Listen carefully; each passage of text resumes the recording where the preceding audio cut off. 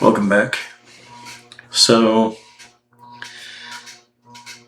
if you're just starting out, you have to make some decisions, whether it's IT or photography.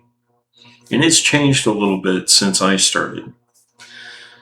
One of the things and one of the reasons that I did both photography and IT at the same time was we didn't have internet or a lot of the online tools at the time.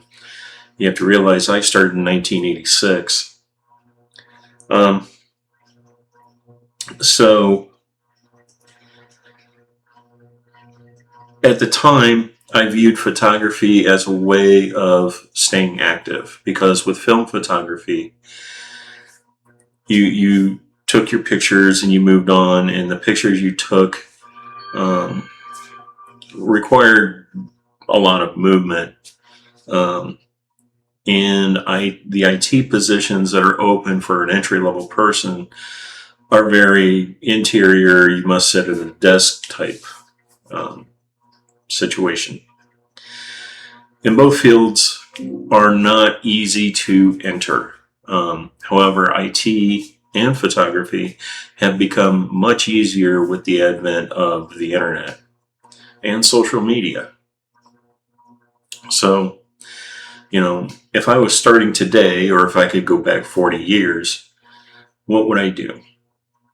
Well, on the IT side, I would quickly figure out what my specialty is going to be. Because here's the thing. General IT work, while it will give you stability in your job, it's going to cost you money. You need to pick a specialty.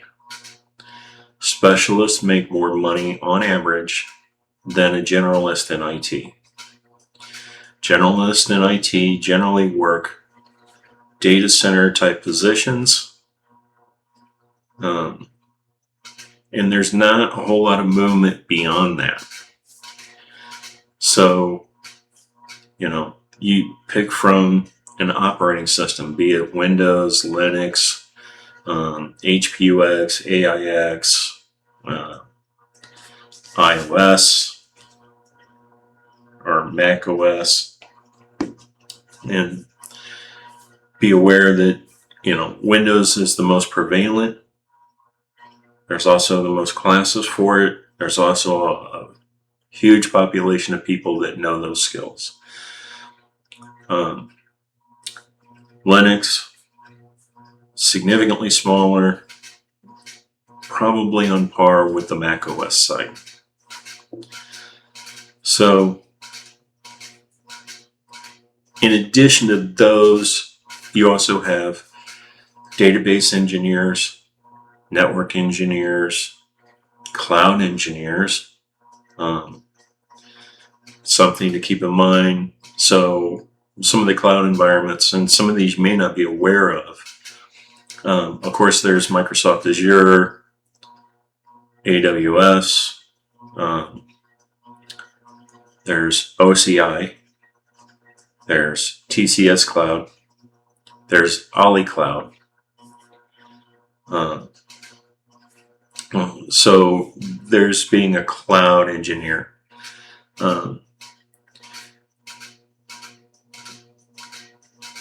So look at the various positions in IT that you would like to work. Now, some are going to be significantly harder to get into than others. Network engineer, probably one of the harder ones. Cloud engineer. Cloud engineer is probably going to be easier than a network engineer.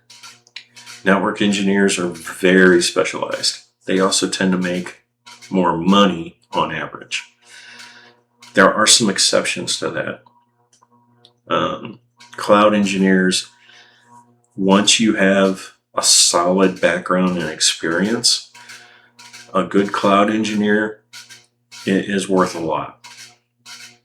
In addition to that, now you have AI engineers. So pick a specialty.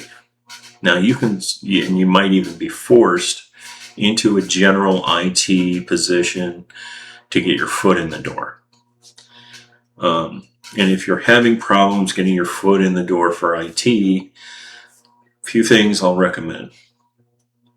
Participate in an open source project. Make code contributions.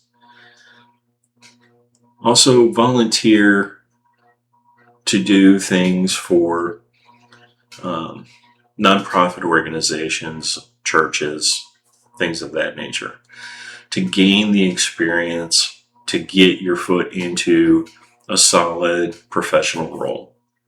Now, photography, very much like IT, you should learn and pick a specialty. Wedding photographer, landscape, architecture, editorial. You want to perfect, and the reason you want to pick a specialty is it forces you to become an expert in that particular field. And let's be clear, all of this takes time. You're not going to start off earning six figures in any of these roles. You have to learn and prove yourself in these roles to earn money. A good rule of thumb is 2,000 hours or a year of working full time makes you knowledgeable in that field. At 5,000 hours, that means you're a very strong professional in that field. 10,000 hours, or 5 years, you can become a master if you specialize in one particular area in that field. That's why 4-year degrees are typically considered a requirement in the IT field. But you can get into the IT field without a degree. I wasted a whole lot of time pursuing degrees and money, and they counted for nothing. So, now I will say, not having a degree is going to be a barrier on the IT side, particularly in Fortune 500 companies, because you're not going to get past their HR departments. Their departments have it actually set out where if you don't have a degree on their online application, your resume won't even be presented to anybody, which is sad. I worked with people who had multiple degrees, in one case at least a master's degree in IT, and I wouldn't trust them with a pocket calculator. One individual had 2 different bachelor's degrees, one in MIS, one in CIS, and they could follow directions. They could not do a thinking IT job. Now, one class, if you're going to pursue IT, that you really want to take is going to be a typing class. You want to make sure that you can type reasonably quick, and you need to do it accurately. Mistakes are going to kill you in IT. Photography practice is also important. Again, 10,000 hours, you can master photography.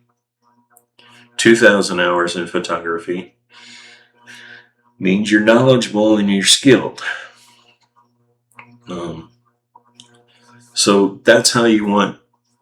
If I could start over, I would pick one, I would pick a specialty, and I would strictly focus on that.